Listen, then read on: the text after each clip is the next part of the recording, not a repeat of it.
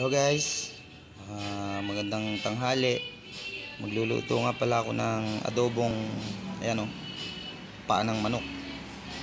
Ito na yung mga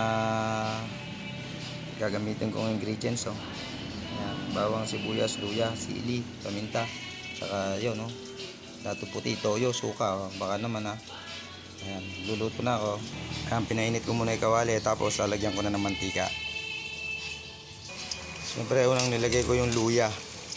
Nilagay ko na rin yung bawang, sibuyas. Ayan, sabay-sabay na yan. Ayan, nilagay ko na rin yung sili para maanghang ng konti. Dahil mapula na yung bawang, sibuyas, sili, saka luya, lalagay ko na ito. Ito yung pata ng manok. Ayan, halo-haloin lang yan hanggang sa masangkot siya ng ng maganda, yung mapula na. Ayan medyo mapula na, saka medyo napirito na. Matigas pa to, kaya ang gagawin ko, lalagyan ko muna ng sabaw. Palalambutin ko muna to.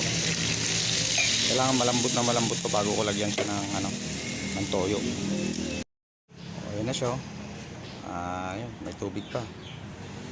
Mga na to, mga 2 oras at kalahati na siguro to, kaya malambot na siguro to.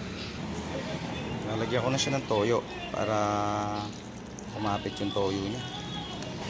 Saka syempre magic sarap baka naman ayan. Pero yung suka mamaya ko na ilalagay, patutuyan ko pa to. Pagka medyo matuyo-tuyo na, saka ko pala ilalagay yung suka.